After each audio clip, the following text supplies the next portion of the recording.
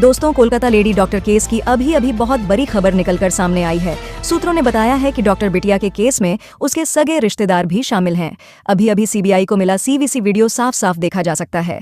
जब रिमांड पर मार पड़ी तब यह बात संदीप घोष ने भी बताई थी, लेकिन उस वक्त इस बात पर किसी को भरोसा नहीं हुआ कि डॉक्टर बिटिया का कोई सगा रिश्तेदार भी कांड में शामिल था। दोस्तों, कहते हैं ना कि घर का भेदी लंका ढाए, यह कहावत बिल्कुल सही है।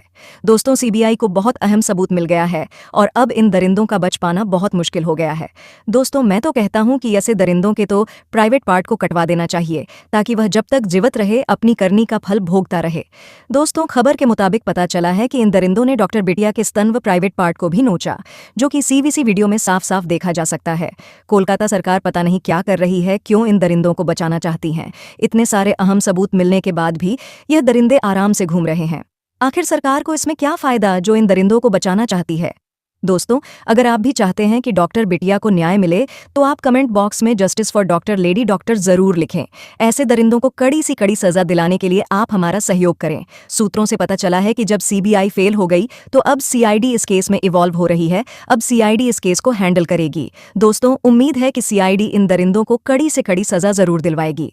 दोस्तों, आपको क्या लगता है कि यह दरिंदे बच पाएंगे? क्यों कोलकाता ममता सरकार इन दरिंदों को बचाना चाहती है?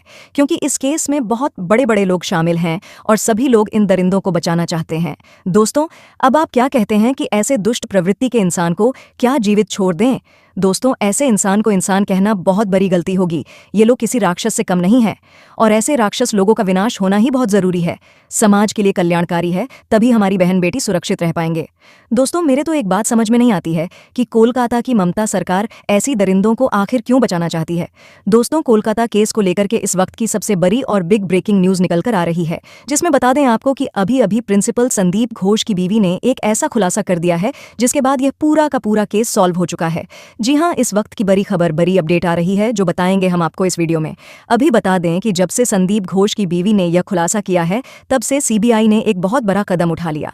संदीप घोष की बीवी के खुलासे के बाद सीबीआई बहुत गुस्से में है और उन्होंने कहा है कि अब इस केस से रिलेटेड हमें जिन जिन लोगों पर शक है उन पर हम सबूत इकट्ठा नहीं करेंगे बल्कि सीधा गिरफ्तार करेंगे। जी हाँ, बड़ी खबर, बड़ी अपडेट आ रही। इसको सुनने के बाद यकीन मानिए आपके भी पैरों तले जमीन खिसक जाएगी। दरअसल बता दें कि प्रिंसिपल की बीवी ने जो बयान दिया है, उस बयान को देखने के बाद, सुनने के बाद हर एक इंसान का दिल पसीज जाएगा। डॉक्टर बिटिया के पैरों को जब चीरा गया था, हाथों को जब तोड़ा गया था और गले को जब दबाया गया था, तो इन सभी चीज़ों की एक एक डिटेल आज आपको ऐसी जानने को मिलेंगे जो आपको पहले पता ही नहीं था। दरअसल अभी जो खुलासा हुआ है, उस खुलासे में यह बात साफ हो गई है कि बिटिया रानी के साथ जो भी जघन्य चीज़ें हुई थीं, वह जघन्य चीज़ें दरअसल हॉल में नहीं हुआ था।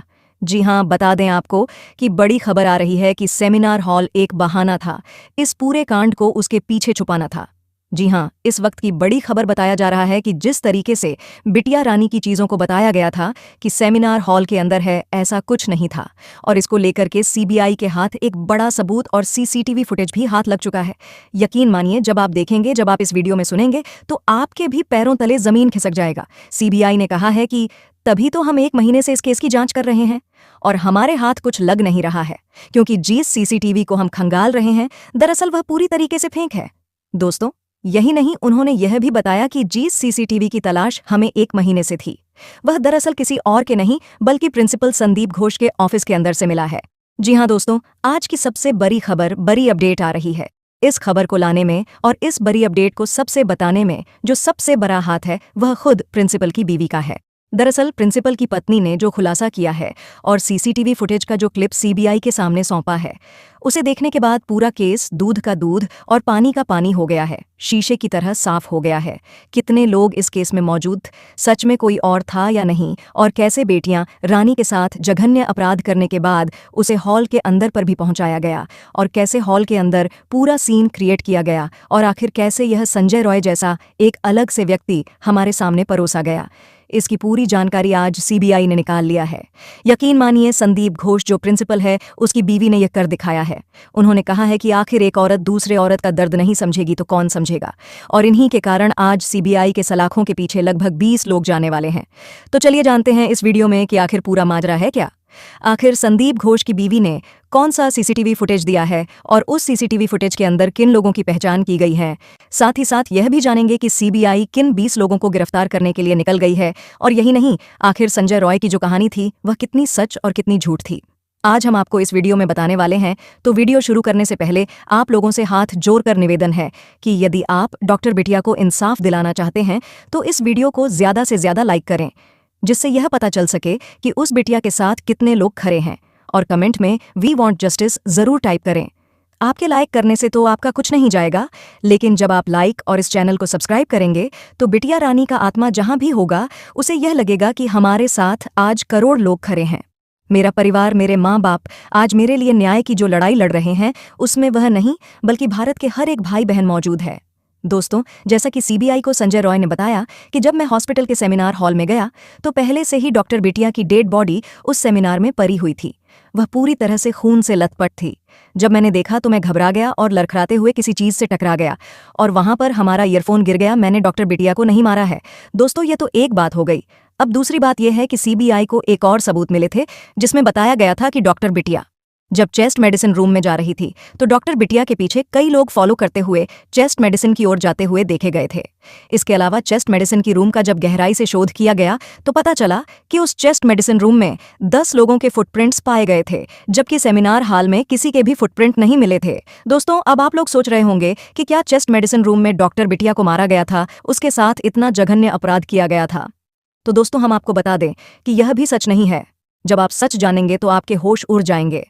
सबसे हैरानी वाली बात तो यह है कि सीबीआई को कंफ्यूज करने के लिए सीबीआई को यह पता न चले कि असली जगह कौन सी थी जहां पर डॉक्टर बिटिया के साथ इतना बड़ा जघन्य अपराध हुआ। सीबीआई के माइंड को इस तरह डाइवर्ट करने की कोशिश की गई, सीबीआई को पूरी तरह से लग जाए कि डॉक्टर बिटिया के साथ जो जघन्य अपराध हुआ यह सेमिनार हॉल में ही हुआ था। उसके बाद सीबीआई की पूरी नज़र और कहीं ना जाकर के इसी सेमिनार हॉल के इर्द गिर्द ही घूमती रहे और इसी में सीबीआई फंसी रहे। दरअसल डॉक्टर बिटिया के साथ हुए अपराध के तुरंत बाद इस तरह सेमिनार हॉल को तोड़ा गया। जिस तरह सबूत को मिटाने की कोशिश की गई, यह पूरा मामला सिर्फ और सिर्फ सीबीआई को डाइवर्ट करने के लिए किया गया था। और इससे रिलेटेड सीबीआई के हाथ एक ऐसा सबूत भी मिल गया है जिससे अपराधी के मास्टरमाइंड का पूरा खेल समझ में आ गया है। दरअसल सीबीआई के हाथ एक ऐसा लेटर लगा है जो इस केस में एक अहम सबूत माना जा रहा है।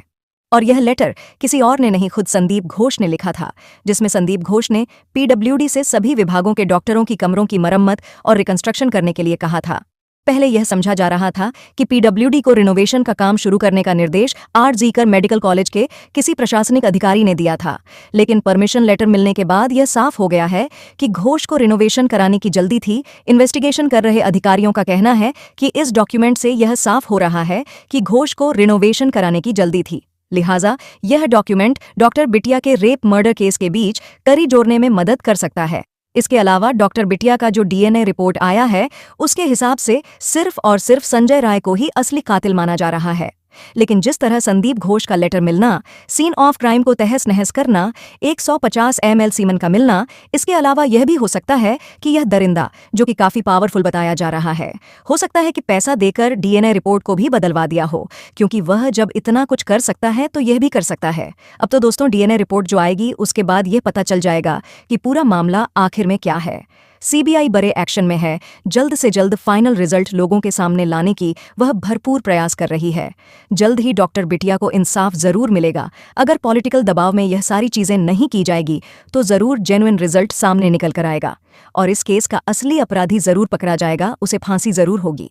तो दोस्तों, डॉक्टर बिटिया के असली अपराधी को कौन सी सजा मिलनी चाहिए, आप कमेंट में जरूर बताएं। और चैनल में पहली बार आए हैं तो चैनल को सब्सक्राइब भी जरूर करके रखें, क्योंकि इससे भी बड़ी बिग ब्रेकिंग न्यूज़ आने वाली है।